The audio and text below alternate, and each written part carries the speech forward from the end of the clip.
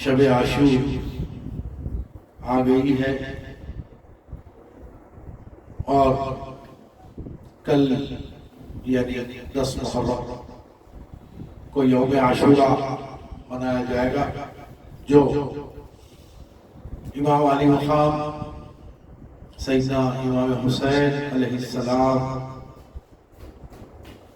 کی جو ہے یوم شہادت ہے۔ جیسا کہ میں نے کل کی واعظ میں آپ سے یہ بات کہی تھی کہ دین اسلام میں یوں تو بہت ساری شہادتیں ہوئی ہیں۔ حضرت سیدنا امیر حمزہ رضی اللہ تعالیٰ عنہ جو حضور پاک صلی اللہ علیہ وسلم کے چہیتے چچا، جن کی شہادت پر حضور پاک صلی اللہ علیہ وسلم نے آنسو بہایا تھا، نہ صرف یہ فرمایا تھا کہ جو ہے ہر آدمی اپنے اپنے لوگوں کے لیے رو رہا ہے تو میں اپنے چچا کے لیے رو رہا ہوں۔ حضور پاک صلی اللہ علیہ وسلم نے حضرت سیدنا امیر حمزہ رضی اللہ تعالیٰ عنہ کی شہادت کے وقت یہ بات فرمائی تھی، کیونکہ غزوہ احد میں بہت سارے صحابہ اکرام کی شہادت ہوئی تھی، اور پھر اس کے بعد مسلسل غزوات میں کئی صحابہ اکرام کی شہادتیں ہوئی۔ خلفائے راشدین میں سیدنا عمر فاروق رضی اللہ تعالیٰ عنہ، سیدنا عثمان غنی رضی اللہ تعالیٰ عنہ کی شہادت ہوئی۔ بہرحال ہر ایک کی شہادت کی تعظیم اور اہتمام ہر مومن مسلمان پر لازم ہے، لیکن اب اکثر یہ سوال لوگوں کے دلوں میں، ذہن و گمان میں اٹھتا ہے کہ بھئی محرم میں جو شہادتیں ہوئی مولا امام حسین علیہ السلام کی اور تمام اہل بیت اطہار کی جو شہادت ہوئی تو اس کا اہتمام کیوں، اتنا کیوں؟ شہادت تو شہادت ہے، سیدنا عثمان غنی کی بھی ہوئی، سیدنا عمر فاروق کی بھی ہوئی، سیدنا امیر حمزہ کی بھی ہوئی، اور کئی شہادتیں ہوئی۔ یقیناً ہر شہادت، ابھی میں نے جیسے کہا کہ قابل تعظیم، قابل احترام، لیکن مولا امام حسین علیہ السلام کی جو شہادت کی جو عظمت ہے وہ یہ ہے کہ امام حسین علیہ السلام نے دین اسلام کی بقا کے لیے، دین اسلام کو حقیقی صورت میں رکھنے کے لیے اور شریعت محمدی صلی اللہ علیہ وسلم کو بچانے کے لیے آپ نے اپنی نہیں بلکہ سارے خاندان کی قربانی دی۔ یہ بات بڑی واضح ہے کہ یزید ابن معاویہ جو ملعون جو تھا، اس نے ہر وہ کام تخت پر بیٹھنے کے بعد جائز کر دیا تھا جو اسلام کے خلاف تھا، شریعت محمدی صلی اللہ علیہ وسلم کے خلاف تھا۔ جیسا کہ شراب یزید نے جائز کر دیا، اور زنا یزید نے جائز کر دیا، سود خوری یزید جائز کر دیا، یعنی جو اللہ اس کے رسول نے منع فرمایا ان تمام چیزوں کو عام کر دیا گیا۔ جس طریقے سے اسلامی حکومت میں یہ تمام چیزوں کے استعمال پر پابندی رہتی ہے، اور اگر کوئی شراب نوشی کرتا ہے، جوا کھیلتا ہے، زنا کرتا ہے تو عزو شرع اس کو سزا دی جاتی ہے۔ یہاں کہیں اسلامی مملکت ہوتی ہے، انہیں اسلامی مملکت تو مملکت، انہیں تمام چیزوں پر روک لگانے کے بجائے اس کے تمام چیزوں کو جائز کر دیا، اور صحابہ اکرام پر ظلم و زیادتیاں بہت زیادہ بڑھ گئی تھی۔ تو جیسے ہی یزید کے والد امیر شام کا انتقال ہوا، اس دنیا سے رخصت ہوئی، یہ تخت پر بیٹھ گیا اور ان تمام برائیوں کو عام کرنا چاہتا ہے۔ اس کے بعد اس نے سب سے پہلا کام یہ کیا، گورنر مدینہ کو خط لکھا، لکھ کر بولا کہ میرے والد اس دنیا فانی سے رخصت ہو چکے ہیں، اب میں تخت پر بیٹھ چکا ہوں، اب حسین ابن علی سے میری بیعت لو، اگر وہ بیعت سے انکار کرے تو ان کا سر خلق۔ بات شروع نہیں یہاں سے، واقعہ کربلا جو ہوا یہاں سے۔ تو گورنر مدینہ نے امام حسین علیہ السلام کو طلب کیا اور بولنے لگا کہ یزید تخت پر بیٹھ چکا ہے، وہ بادشاہ بن چکا ہے، اور وہ چاہتا ہے کہ آپ اس کے ہاتھ پر بیٹھ کریں۔ بیٹھ کے معنی جیسے کہ میں نے آپ کو اس سے پہلے بھی سمجھایا کہ بھئی اس کے تخت پر بیٹھنے کو قبول کرتا، اس کی ہر حرکت، اس کے ہر عمل کو قبول کرتا، یہ ہوتی ہے بیعت۔ تو امام حسین علیہ السلام نے فرمایا کہ میں اگر اس کی جگہ کوئی متقی، پرہیزگار، نیک انسان تخت پر بیٹھتا تو میں بیعت کر لیتا، لیکن یہ فاسق، فاجر، چھوٹا، ملون قسم کا انسان، اس کے ہاتھ پر میں بیعت نہیں کر سکتا۔ اگر میں اس کے ہاتھ پر بیعت کروں گا تو ساری امت محمدیہ صلی اللہ علیہ وسلم یہ سمجھے گی کہ یزید نے جو کچھ کیا تھا وہ صحیح نہیں، جیسے کہ شراب، زنا، سود، یہ تمام برائیوں کو جو وہ عام کر دیا تھا، شریعت محمدی صلی اللہ علیہ وسلم میں کھلے عام مداخلت کر رہا تھا، چینج کر رہا تھا۔ امام علی مقام فرمائے کہ نہیں، یہ نہیں ہو سکتا۔ تو پھر اس کے بعد گورنر مدینہ نے کہا کہ بھئی مجھے تو بادشاہ وقت کا حکم ہے کہ آپ سے بیعت لوں یا آپ کا سر خلق کروں، لہذا میں تو رک نہیں سکتا، بہتر یہ ہوگا کہ آپ جو ہے مدینہ منورہ سے ہجرت فرمائیں۔ تو امام علی مقام امام حسین علیہ السلام اپنے سارے قبیلے کے ساتھ مکہ مکرمہ کے لیے آپ نے ہجرت فرمائی۔ جب مکہ مکرمہ پہنچے تو وہاں پر کوفے سے، شام سے خطوط آنا شروع ہوئے کہ اے امام، اے حسین ابن علی، یزید ہم پر بہت ظلم کر رہا ہے، ہم چاہتے ہیں کہ آپ کوفے کو آئے، آپ آ کر کے ہماری مدد کریں اور یزید کے چنگل سے ہمیں آزاد کریں۔ ساری خلقوں کی دعوت تک بات نہیں رہی۔ اس کے بعد ڈیلیگیشن، وفود آنے لگے مکے کو، اور یہ بولنے لگے کہ اگر آپ آج ہماری مدد نہیں کریں گے اور یزید کے چنگل سے اگر آپ ہمیں آزاد نہیں کریں گے تو کل کے دن روز محشر ہم سرکار مدینہ صلی اللہ علیہ وسلم کے سامنے ہم آپ کی شکایت کریں گے کہ ہم نے حسین ابن علی کو آواز دی تھی، آپ کے نواسے کو ہم نے آواز دی تھی، لیکن آپ کے نواسے ہماری مدد نہیں کرے، ہمیں یزید کے اس چیز سے نہیں چھوڑا کرا دلائے۔ تب یہ تمام چیزیں ہوئی، تب بھی امام حسین علیہ السلام جنگ کی نیت سے کربلا نہیں گئے۔ جب اتنا پریشر آپ پر آنے لگا، لوگ آ کر ملنے لگے، ایک روایت ہے کہ 70,000 خط آپ کے پاس آئے، تو امام علی مقام یہ بولے کہ ٹھیک ہے، میں کربلا کو آؤں گا اور تمہارے جو کچھ بھی مسائل ہیں انشاءاللہ اس کو سب مل کر کے حل کریں گے۔ اس کے بعد امام علی مقام نے اپنا سفر 2 ذی الحجہ کو شروع کیا کربلا کی۔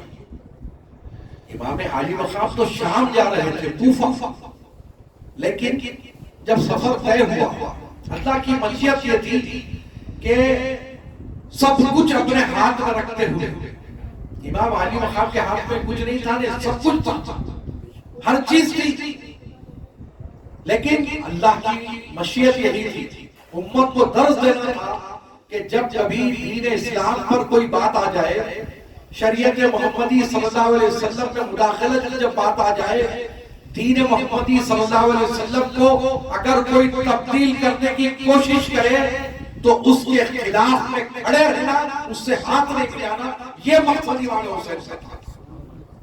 ورنہ امام حسین چاہتے تو بہت کچھ کر دے سکتے تھے، لیکن یہ امت محمدیہ کو درس دینا مخصوص تھا۔ تو جب امام حسین اپنا سفر شروع کیے تو ایک مقام آیا جہاں پر چلے ایک دن چلے، پورا چلتے رہے، رات میں رکے، پھر دوسرے دن چلتے رہے امام علی مقام نے فرمایا کہ بھئی یہ مقام کون سا ہے دریافت کیوں؟ دن تمام چلتے رہے، رات تمام چلتے رہے، 3 دن یہ سفر چلتے رہا، لیکن اطراف و اکناف جب دیکھ رہے ریگستان میں کچھ نقش و نگار بدل نہیں رہے ہیں، وہی مقام ہے۔ 3 دن چلنے کے بعد بھی کوئی قسم کی کوئی تبدیلی مقام میں نہیں ہے۔ تو امام علی مقام نے کہا کہ اس مقام کو دریافت کرو کہ کون سا مقام ہے۔ تو جب آزو بازو کے گاؤں میں جا کر معلوم کیا گیا کہ کون سا مقام ہے، تو لوگ آگے بولے کہ اس مقام کو عرض کرب و بلا کہتے ہیں۔ تو امام علی مقام کو وہ حکم یاد آ گیا کہ جنگ صفین کے وقت جب مولا مشکل کشا علیہ السلام کے ساتھ امام حسین علیہ السلام جب جا رہے تھے تو اسی مقام کرب و بلا پر جو رکے تھے، تو حضرت علی مولا مشکل کشا نے امام حسین سے فرمایا تھا کہ حسین جب کبھی زندگی میں اس مقام پر آؤ، صبر و تحمل کا مظاہرہ کرنا، مجھے اس مقام سے کرب اور بلا کی بو آ رہی ہے۔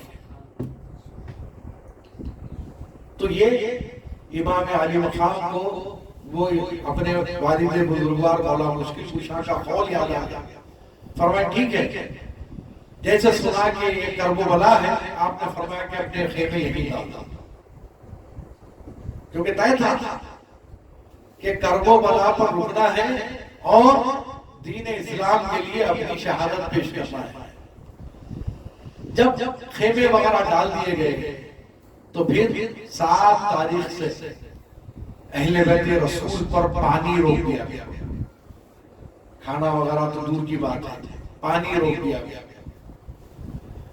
اور سب اس کے بعد میں جو ہے 9 تاریخ کے دن یہی طے ہوا کہ امام علی مقام یزید کے ہاتھ پر بیٹھ کرے یا پھر جنگ کے لیے تیار کرے۔ امام علی مقام نے فرمایا کہ بھلے ہی آپ لوگ کچھ کر سکتے، میں جنگ کروں گا، میں اپنے آپ کو فدا کروں گا، اپنی معصوم اولاد کو فدا کروں گا، لیکن یزید پلید کے ہاتھ میں ہاتھ نہیں دوں گا۔ اب جو خارجی ناصبی جو اہل بیت سے بغض رکھنے والے ہیں، وہ لوگ بولتے ہیں کہ جو ہے نعوذ باللہ ثم معاذ اللہ 2 شہزادوں کی جنگ تھی، ثم معاذ اللہ۔ ارے امام علی مقام تو نوجوانان جنت کے سردار ہیں، یزید کا امام علی مقام سے کوئی تقابل میں مقابلہ ممکن ہی نہیں، کوئی تصور نہیں کیا جا سکتا۔ یہاں پر ایک واقعہ سنا دیتا ہوں کہ جو ہے جب سیدنا عمر فاروق رضی اللہ تعالیٰ عنہ جو ہے امیر المومنین تھے، تو جہاں کہیں جنگ ہوتی جو مال غنیمت ملتا اس سب میں تقسیم ہوتا، طریقہ رہا اسلام۔ تو جب امام سیدنا عمر فاروق جنگ کو گئے اور جب مال غنیمت آیا تو آپ تقسیم کر دیں، اور اس میں زیادہ حصہ امام حسن علیہ السلام امام حسین علیہ السلام کو دیا گیا۔ تو سیدنا عمر فاروق کے صاحبزادے جو ہے اپنے والد سے پوچھنے لگے کہ امیر المومنین، میں جو سرکار مدینہ صلی اللہ علیہ وسلم کو اچھے ہوش و حواس کی حالت میں دیکھا اور میں ساتھ رہا، اس کے باوجود آپ مجھے حصہ کم دے رہے ہیں اور حسن اور حسین کو زیادہ دے رہے ہیں، یہ کیسا انصاف ہوا؟ تو سیدنا عمر فاروق رضی اللہ تعالیٰ عنہ نے اپنے صاحبزادے سے کہا کہ عبداللہ، تو یہ تصور کیسے کر لیا کہ تیرا مقابلہ حسن اور حسین کے ساتھ ہوگا؟ کیا حسن اور حسین کے ویسے تیرے ماں باپ ہیں؟ کیا حسن اور حسین کے ویسے تیرے نانا ہے؟ کیا حسن اور حسین کے ویسی تیری نانی ہے؟ نہ تیرے باپ حسن اور حسین کے باپ کا مقابلہ کر سکتا ہے، نہ تیری ماں حسن اور حسین کی ماں سے مقابلہ کر سکتی ہے، نہ تیرا نانا حسن اور حسین کے نانا سے مقابلہ کر سکتا ہے، نہ تیری نانی حسن اور حسین کے نانی سے مقابلہ کر سکتی ہے۔ تو تو کس کھیت کی مولی ہے کہ حسن اور حسین سے مقابلہ کرنے چلے جائے؟ فوری وہ خاموش ہو گئے. تو پھر سیدنا عمر فاروق نے فرمایا کہ یہ اہل بیت رسول ہے، ان سے کبھی زندگی میں مقابلے کی کوشش مت کرنا. یہ سیدنا عمر فاروق نے اپنے بیٹے کو، اپنی اولاد کو درد دیا. کیوں دیا؟ حدیث شریف سنا رہا ہوں کہ حضور پاک صلی اللہ علیہ وسلم نے فرمایا کہ اپنے کو اور اپنی اولاد کو اپنی دل میں اور اپنی اولاد کے دل میں میری محبت پیدا کرو. پھر فرمایا کہ تمہارے دل میں، تمہاری اولاد کے دل میں میری اہل بیت کی محبت پیدا کرو. پھر تیسرے ارشاد میں فرمایا کہ تمہارے دل میں اور اولاد کے دل میں قرآن کی محبت پیدا کرو. کیا درس ملا؟ کہ قرآن کو اگر سمجھنا ہے، قرآن کو اگر پڑھنا ہے تو پہلے سرکار مدینہ اور اہل بیت کی محبت اپنے دلوں میں پیدا کرنا.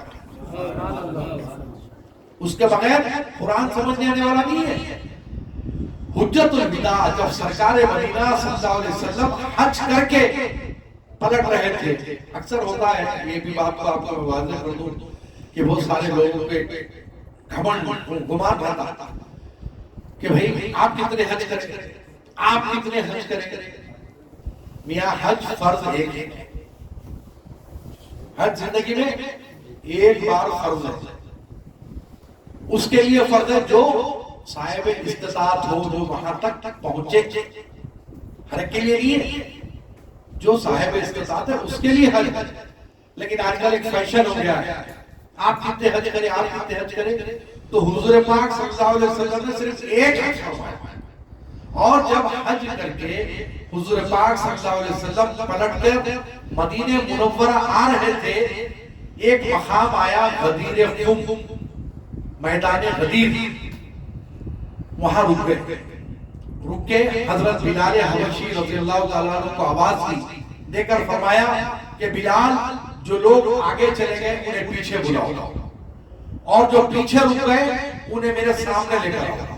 تو سارے صحابہ میں بے چینی ہو گئی کہ بھئی کیا بات ہے، جو آگے گئے ان کو پیچھے بلا رہے ہیں اور جو پیچھے رک گئے ان کو آگے بلا رہے ہیں.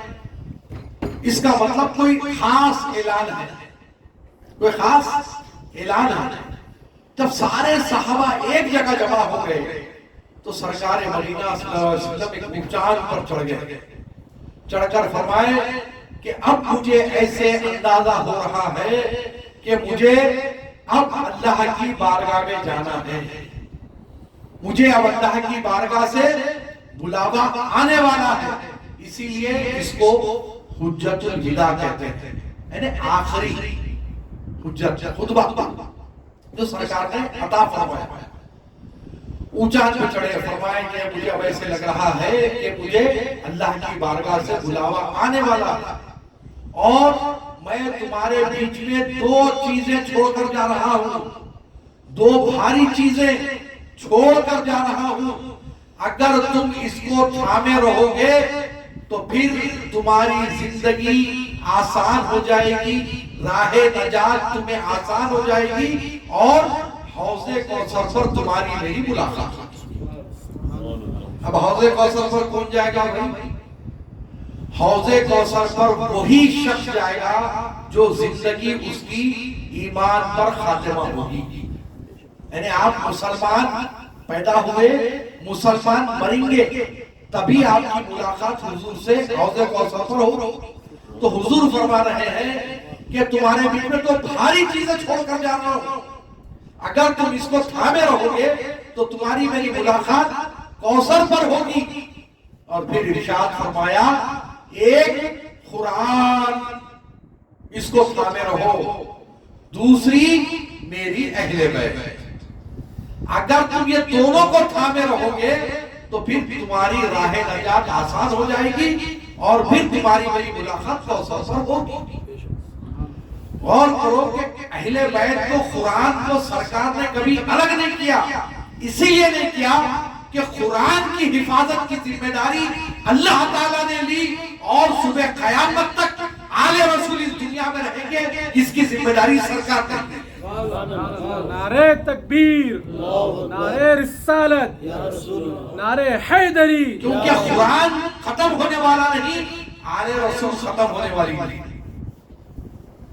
تو سرکار نے فرمایا کہ دو بھاری چیزیں چھوڑ کر جا رہا ہوں، ایک قرآن، ایک اہل بیت۔ پھر فرمایا کہ میں تمہیں اللہ کا خوف دلاتا ہوں، اللہ سے ڈرو اور میری اہل بیت سے محبت کرو۔ اور پھر حضرت علی مشکل کشا شیر خدا کو فرمایا کہ علی ادھر آؤ۔ جب مولا مشکل کشا حضور کے قریب آ گئے تو پھر حضرت علی کا ہاتھ پکڑا، ہاتھ پکڑ کر فرمایا کہ من کنت مولا فاز علی مولا، میں جس کا مولا علی اس کے مولا۔ دیکھیے آج کا جو موجودہ جو دور ہو چکا ہے نا، یہ آپ کو بہت ساری گمراہی کی طرف لے جایا جا رہا ہے۔ پہلی بات یہ ذہن میں رکھ لو کہ اہل بیت کی محبت اگر کسی انسان کے دل میں نہیں ہے تو حضور کیا ارشاد فرما رہے ہیں؟ حضور فرما رہے ہیں کہ ایک انسان کے دل میں اس وقت تک ایمان داخل نہیں ہوگا جب تک کہ اس کے دل میں میرے اہل بیت کی محبت پیدا نہیں ہو جائے۔ اہل بیت کی محبت پیدا ہوگی تو آپ کا دل پاک ہو جائے گا۔ کیوں؟ حضور اللہ نے اہل بیت کے متعلق قرآن میں ارشاد فرما دیا کہ ہم نے ان جسموں کو پاک کر دیا۔ طہارت والے ہیں یہ لوگ، جب ان کی محبت آپ کے دل میں آئے گی تو پھر آپ کا دل پاک ہو جائے گا۔ پاک جگہ پر ہی ایمان آتا ہے۔ تو اہل بیت کی محبت کے بغیر، جیسا کہ حدیث شریف میں آیا ہے کہ آپ نماز پڑھ لو، روزہ رکھ لو، حج کر لو، زکات دے لو، سب کچھ کر لو، حضور فرما رہے ہیں کہ اس کے بعد بھی انہیں جہنمی ہے۔ سب کچھ کیا لیکن جہنمی ہے۔ اس وقت تک وہ جہنمی رہے گا جب تک کہ اس کے دل میں میرے اہل بیت میں محبت آ جائے۔ جب اس کے دل میں محبت اہل بیت آ جائے گی تب اس کے اعمال قبول کیے جائیں گے اور وہ جنت میں جائے گا۔ اب آپ دیکھ رہے ہیں کہ ہمارے پاس علم مبارک بیٹھے ہوئے ہیں، یہ ایک بہت امپورٹنٹ بات ہے۔ اب آپ پرانے جو آنے والے ان کو تو معلوم ہے کہ بھئی خانقاہ میں علم بیٹھتے ہیں۔ اب نئے جو لوگ آئے ان کے ذہن میں خیالات شاید شیعہ تو نہیں ہے، علم بٹھا کے بیٹھے آتا ذہن ہے۔ تو علم کے مبارک کے متعلق یہ بڑی واضح طور پر آپ کو میں بات بتا دوں، علم جو ہے وہ ایک نشان ہے۔ کیا ہے؟ نشان۔ پیرانے پیر غوث اعظم دستگیر کا جھنڈا گھر پہ لگاتے، کیا بول کے لگاتے؟ کیا؟ غوث پاک کا نشان۔ اور علم جو ہے اس کو کیا بولتے ہیں؟ جھنڈا۔ اور تاریخ اسلام میں اٹھا کر دیکھو، جو کوئی جنگ ہوئی سب سے آگے علم ہی ہے۔ جنگ خیبر آپ کا سناؤں گا آپ کو واقعہ ہے۔ تو علم جو ہے وہ ایک نشان ہے۔ سرکار پیر غوث اعظم دستگیر کا نشان لگائے تو جائز، امام حسین کا نشان لگائے تو شیعہ۔ ہاں یہ ضرور بات ہے کہ جس طریقے سے علم مبارک کو لے کر تماشے کیے جاتے ہیں، ناچم جھوٹی کی جاتی ہے، باجے بجائے جاتے ہیں، لے کر ناچتے ہیں، یہ قطعی غلط ہے۔ یہ کاموں کی قطعی طور پر تائید نہیں کی جا سکتی، بلکہ ایسا کرنا گناہ ہے۔ لے کر ناچنا، باجے بجانا، یہ قطعی غلط ہے۔ یہ امام حسین کا نشان نہیں ہے، وہ تماشا ہے۔ اور امام حسین کے نشان کے نام پر اگر کوئی تماشا کرتا ہے تو اس کے اوپر اللہ کا عذاب ہوگا۔ یاد رکھیے یہ بات۔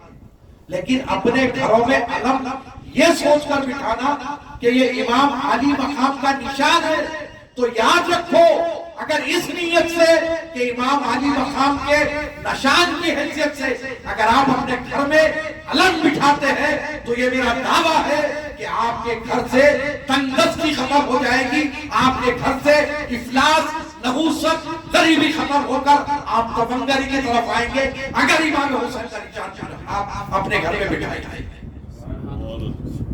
لیکن امام حسین کے نشان کی حیثیت سے جس طریقے سے ہم عقیدتوں کے ساتھ اپنے گھر پہ پیرانے پیر سرکار کا جو ہے نشان لگاتے ہیں کہ جتنی وبائیں، جتنی بلائیات، جتنی نحوستیں ہمارے گھر کی طرف آئے گی تو غوث اعظم دستگیر کے نشان کے سر سے وہ تمام آفاتیں ختم ہو جائے گی۔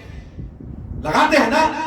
تو وہ نیت سے جب یہ لگاتے ہیں تو امام حمام کا نشان اپنے گھر میں بٹھاؤ، ساری نحوستیں ختم ہو جائے گی، افلاس ختم ہو جائے گا، تنگدستی ختم ہو جائے گی۔ اب جو علم کی بات ہے، جنگ خیبر، نام سنا ہے جنگ خیبر کا؟ جو اسلام کی بڑی عظیم جنگ تھی، مدینہ منورہ سے تھوڑی ہی دور پر خیبر کا قلعہ ہے جو آج بھی ہے، تو وہاں پر یہودی قبضہ کر کے بیٹھے تھے۔ سرکار مدینہ صلی اللہ علیہ وسلم نے ان سے جنگ کا ارادہ فرمایا اور خیبر کے قلعے سے کچھ دوری پر اسلام کا پڑاؤ ڈالا گیا، ٹھیک ہے؟ اور وہاں جو لوگ تھے ان سے مقابلہ کرنے کے لیے بڑے بڑے سورما سوچتے تھے، جس میں سے ایک کا نام مرہب تھا۔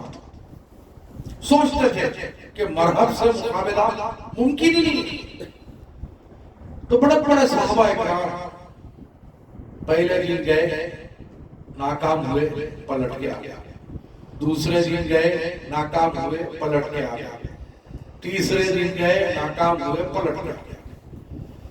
حضور سب خیمے میں بیٹھے ہوئے، حضور نے جب تیسرا دن گزر گیا تو حضور نے فرمایا کہ کل میں اس کو علم دوں گا۔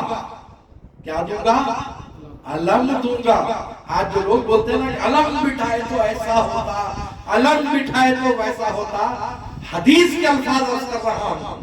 حضور نے فرمایا کل اس کو میں علم دوں گا جس کو اللہ چاہتا ہے اور اس کا رسول چاہتا ہے، اور میں جس کو علم دوں گا وہ اللہ کو چاہتا ہے اور اللہ کا رسول اس کو چاہتا ہے۔ اب سارے صحابہ میں بے چینی، رات تمام بے چینی کہ بھئی اب صبح میں کس کو علم ملے گا، کیونکہ سرکار مدینہ تاجدار کون و مکان وجہ تخلیق کائنات نے یہ فرما دیا کہ کل صبح میں علم اس کو دوں گا جس کو اللہ اس کا رسول چاہتا ہے اور وہ اللہ اس کے رسول کو چاہتا ہے۔ تو یہ بات کی گارنٹی ہو گئی، تصدیق ہو گئی کہ اب کل صبح میں جس کسی کو علم ملنے والا ہے اللہ اس کو رسول اس کو چاہنے والا ہے۔ سارے صحابہ میں بے چینی ہے، سب پریشان ہے کہ صبح میں کس کو علم ملے گا۔ جب سورج طلوع ہوا سارے صحابہ حضور پاک صلی اللہ علیہ وسلم کی خدمت میں حاضر ہو گئے، ارد گرد پھر رہے ہیں، کیوں؟ جس کسی کے ہاتھ پہ علم آنے والا ہے وہ اللہ اس کے رسول اس کو چاہنے والے ہیں۔ تو ہر صحابی کی تمنا ہے کہ یا اللہ مجھے علم مل جائے، یا اللہ مجھے علم مل جائے۔ جب حضور پاک صلی اللہ علیہ وسلم نے اپنے ہاتھ میں علم اٹھایا اور فرمایا بلاؤ علی کو، میں اس کو علم دینا چاہتا ہوں۔ سبحان اللہ، سبحان اللہ۔ تو حضرت علی کو بلایا گیا اور علم حضرت علی کے ہاتھ میں دیا گیا۔ تو حضرت علی جب علم ہاتھ میں لیے تو یہ تو پیش قیاسی پہلے ہو چکی تھی کہ فتح ہونے والی ہے، کیوں؟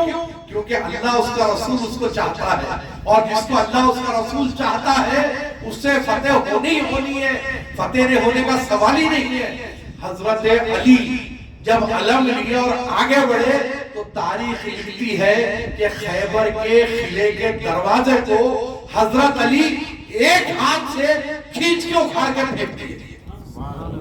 اور مرہب کی حالت وہ ہوئی کہ اس کے جسم کے 3 ٹکڑے ہوئے. کتنے؟ 3 ٹکڑے ہوئے، جس سے کہ مرہب کے نام سے جس کے سب لوگ پسینے آ رہے تھے. جب مولا کی ذوالفقار حیدری نکلی تو مرہب ڈھیر ہو گیا. اسی لیے تو کہا جاتا ہے نا کہ کیا کہتے ہو، زور بازوئے حیدر نہیں دیکھا، فقط 2 انگلیوں سے چا کرے خیبر نہیں دیکھا. ابھی ایک بار لکھا تھا علی اور پا لیا سب کچھ، ابھی 100 بار لکھ کر بھی نہیں دیکھا.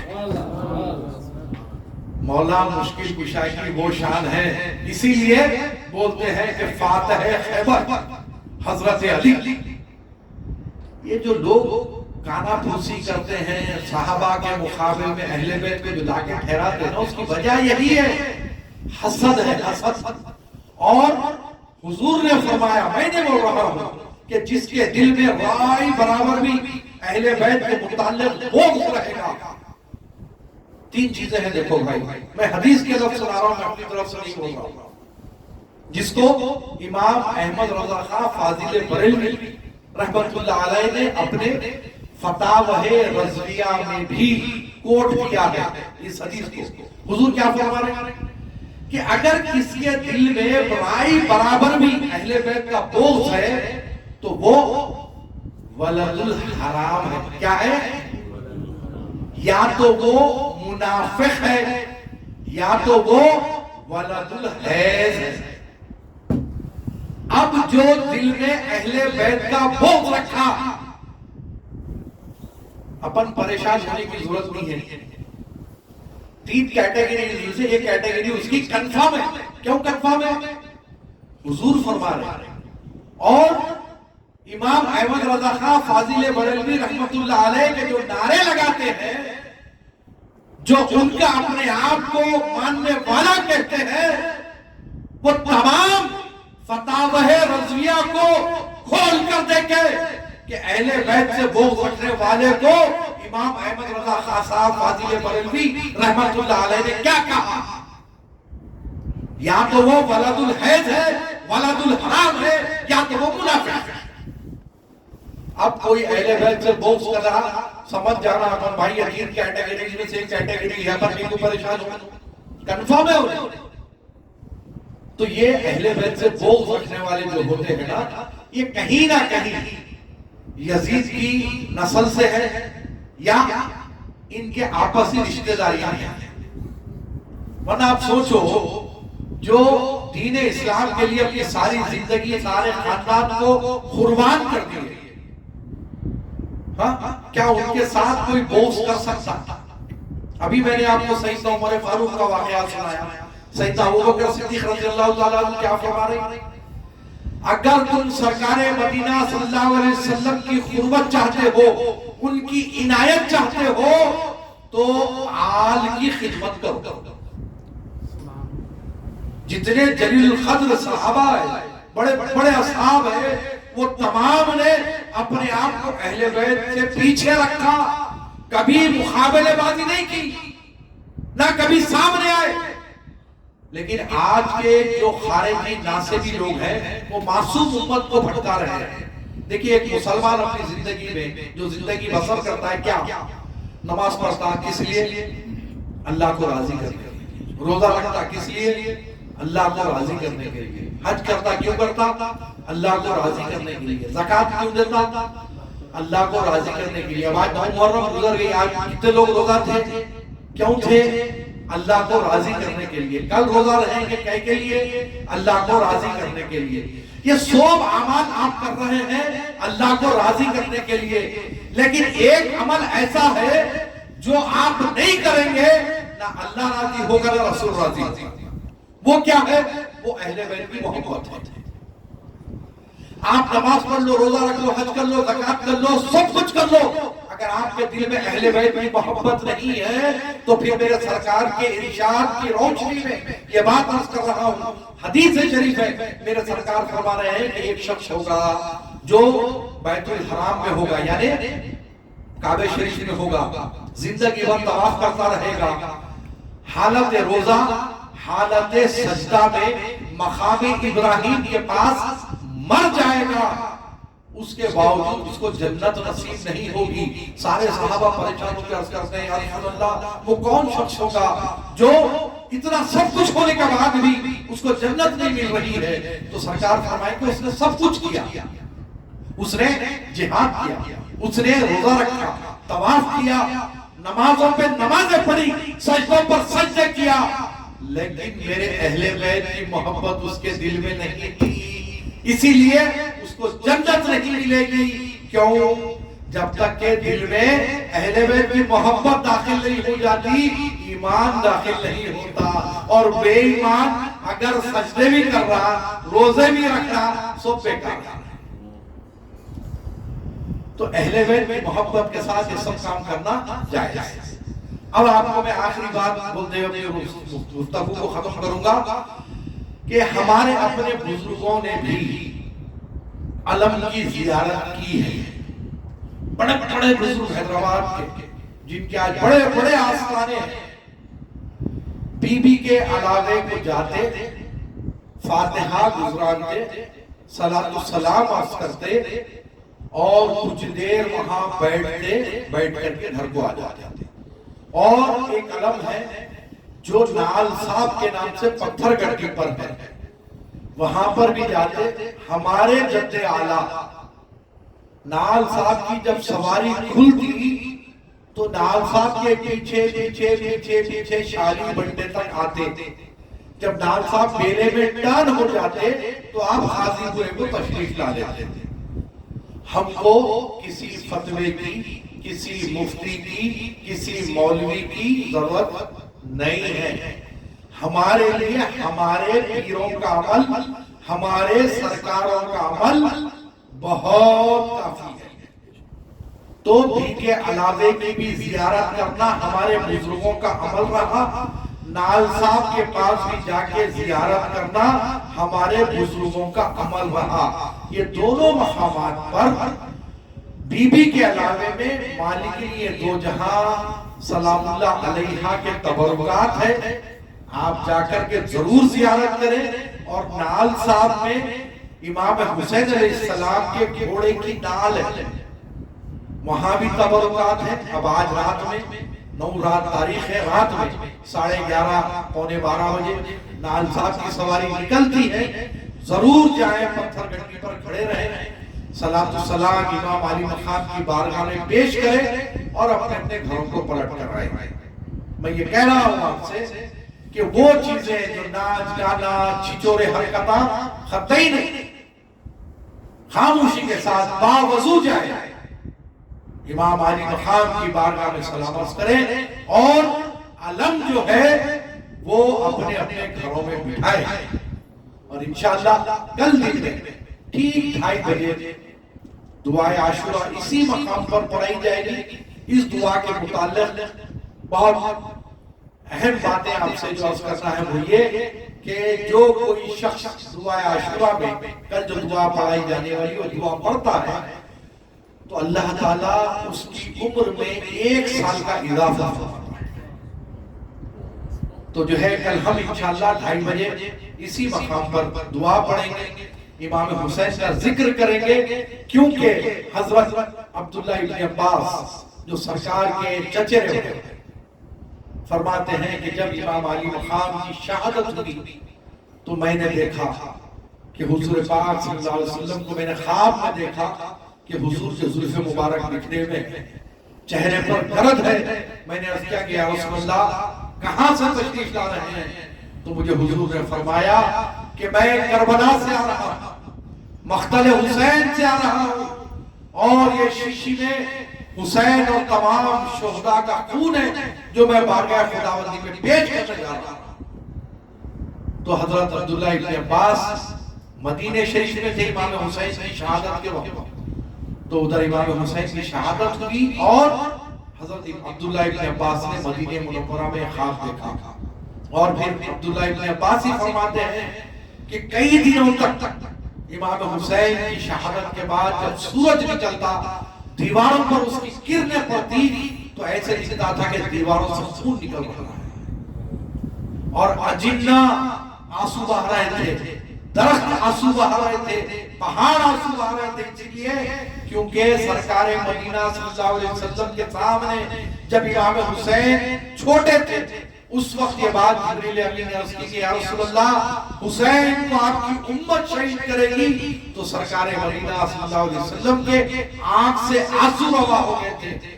تو امام علی مقام کی شہادت پر رونا رسول کریم صلی اللہ علیہ وسلم کی سنت ہے، اس کو نظر میں رکھیں اور بڑے ادب و احترام کے ساتھ یوم عاشورہ کا اہتمام کریں۔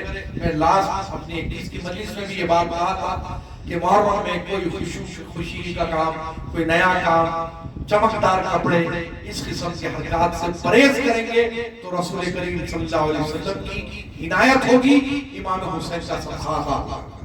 بہرحال کل انشاءاللہ 2:30 بجے تمام حضرات موجود رہیں، سلام کے لیے کھڑے رہیں، سلام پڑھیں گے، اس کے بعد محفل ختم۔